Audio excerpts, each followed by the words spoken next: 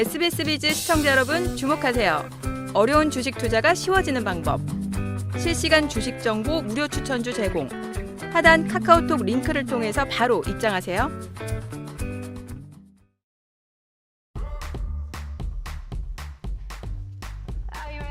금리 인하가 시장의 예상보다 늦어질 수 있다는 우려 속에 중동의 지정학적 위험까지 고조되면서 글로벌 증시가 흔들렸습니다. 최근 시장에 대한 낙관론이 더해지면서 봄날을 기대했지만 마치 뿌연 황사에 갇힌 듯 답답한 장세가 이어지고 있는데요. 봄날씨처럼 변덕스러운 주식시장, 다음 주는 다시 활기를 되찾을 수 있을까요? 시장 전망과 대응 전략 자세히 분석해보겠습니다. 시장에 이목이 쏠렸던 삼성전자 1분기 잠정 실적이 발표됐습니다. 지난 1년간 이어졌던 반도체 적자 고리를 끊어내고 흑자 전환에 성공하면서 깜짝 실적을 기록했는데요. 하지만 이 같은 호실적이 무색하게 금리 인하 지연 가능성이 삼성전자 주가 상승의 발목을 잡았죠. 과연 다음 주 삼성전자가 신고가 랠리를 재개할 수 있을지 주가 전망과 반도체주 투자 포인트까지 꼼꼼하게 살펴보겠습니다. 최근 시장의 불확실성이 커지면서 마땅한 투자처를 찾지 못한 투자자들의 고민 역시 깊어지고 있는데요. 불안감과 기대감 그리고 위기와 기회가 상존하는 4월 증시에서 주목할 핵심 섹터는 물론 명쾌한 대응책까지 준비되어 있으니까요. 오늘도 끝까지 함께해 주시기 바랍니다. 투자자들에게 속 시원한 해법과 전략을 세워줄 투자 가이드 백발백중 필살기 이제 본격적으로 시작해 보겠습니다.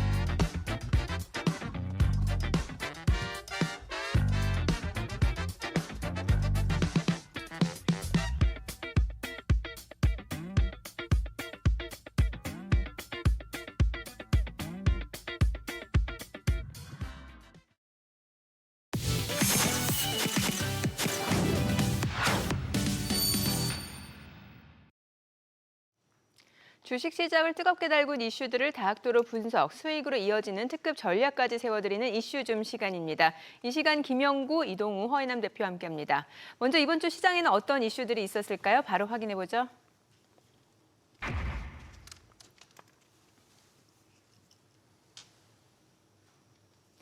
이번 주 조기 금리 인하 기대감이 후퇴되면서 우리 증시 역시 힘을 받지 못했습니다. 특히 성장주들이 대거 몰려있는 코스닥의 낙폭이 좀 상대적으로 더 크지 않았나 싶거든요. 네, 맞습니다. 금리 인하 때문에 상승 탄력을 보일 수 있었던 종목들이 조기 금리 인하에 대한 기대감이 사라지니까 하락 전환으로 본격적으로 시작하는 모습이 나타났는데요.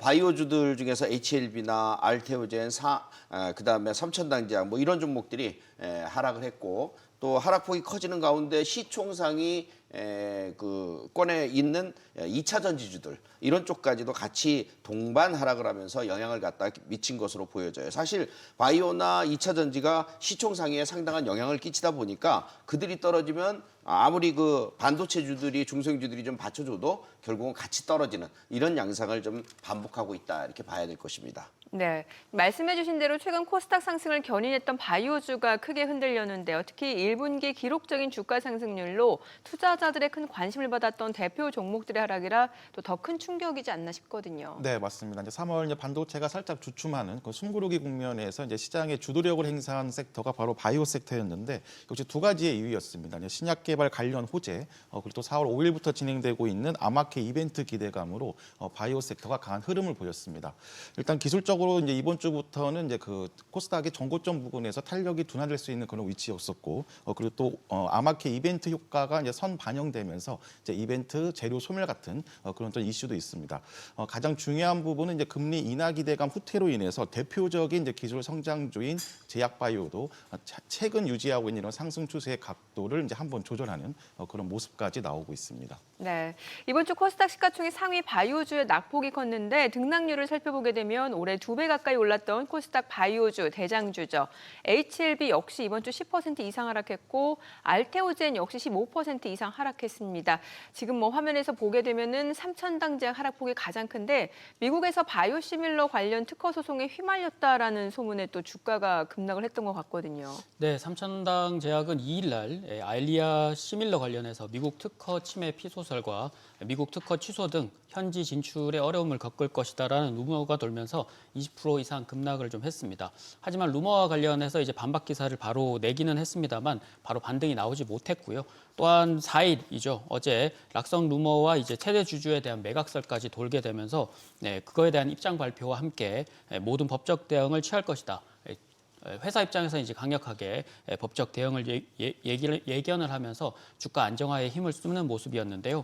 실제로는 이제 아일리아 유럽의 5개국 독점 판매권을 체결하면서 그거에 이어서 이제 경구용 비만 당뇨 치료제 미국 독점 판매 텀시트로 인해서 주가 추가 상승도 있었습니다. 실제 투자 체결로 이어지는 이 텀시트 같은 경우가 향후에는 이제 주가에 긍정적으로 영향을 좀 미칠 수 있어서 아마 중장기적으로는 성장 기대감을 좀 가져볼 수 있을 것 같고요. 물론 이제 단기적으로는 크게 상승을 해드렸고 100% 이상 수익을 드린 종목이긴 하지만 단기 상승에 따른 최근 조정 그리고 재료 소멸로 인한 학회 소멸로 인해서 당분간은 조정이 조금 불가피해 보이고요. 4월 중순, 4월 말로 들어가면서는 다시 조정이 마무리가 되면 6월 달 ASCO와 함께 다시 반등이 좀 나올 수 있어서 어떻게 보면 이번 주가 지나면 중장기적으로 다시 기회가 될 수 있는 부분으로 보여집니다. 네, 올해 시장 주도주로 꼽혀왔던 바이오주 하락에 실망하신 분들 많으실 것 같은데요. 하지만 지금이 오히려 또 매수 기회가 될 수 있지 않을까 싶기도 합니다. 자, 그렇다면 여기서 바이오주 투자에 대한 세 분의 의견 확인해 보죠. 급등주 추세 꺾이면 조심해야 된다. 눌림목에서 주도주를 재공략하자. 단기 조정 후 재반등을 노리자. 김영우 대표님은 이제 추세가 꺾이면 좀 주의할 필요가 있다. 그럼 투자자들이 이걸 어떻게 판단할 수 있을까요? 네. 일단 주도주 자체가 바이오주의 주도주 자체가 이번에 여러 종목이 있었지만 그중에 HLB나 그다음에 알테오젠으로 일단 압축을 시켜보면 제가 차트를 하나 준비한 게 있는데 주가가 급등을 하다가 꺾어지면 추세 지지선이라고 있습니다. 그 추세 지지선을 깨면 1차적으로 매도 사인이라고 보시면 되겠습니다. 알기 쉽게 그 차트에서 설명을 해드렸는데 그 선 자체가 깨지면 매도. 그래서 HLB 같은 경우에는 사실은 98,000원이 지지라인이었습니다. 그 지지라인을 깬다면 기본적으로 매도를 해줘야 됩니다. 내가 샀던 가격이 싸든 비싸든 간에 높은 가격에 샀든 낮은 가격에 샀든 일단은 그 자리를 수익 창출이나 또는 손실을 적게 보는 그런 라인에서 매도한다고 생각을 하시면 됩니다. 만약 그 라인에서 매도 안 하면 추가적으로 하락하는 그런 일들이 비일비재하게 일어나죠. 알테오젠 같은 경우에는 기술 수출 로열티 때문에 많이 급등을 했던 종목인데 이것도 6천억에서 1조 원 정도의 기술 수출이 있었지만 문제는 급등에 따른 하락의 지지선이 깨졌다는 얘기죠. 그 지지선이 19만 원인데 19만 원을 깼기 때문에 지금도 추가 하락을 계속하고 있는 것이다. 이렇게 보시면 되겠습니다. 네, 이동우 대표님은 이제 조정 구간을 활용하자라는 의견을 주셨는데 좀 자세하게 알려주세요. 뭐 일단 차트적으로는 뭐 김영우 대표님이 말씀하신 대로 그 부분이 어느 정도 맞고요.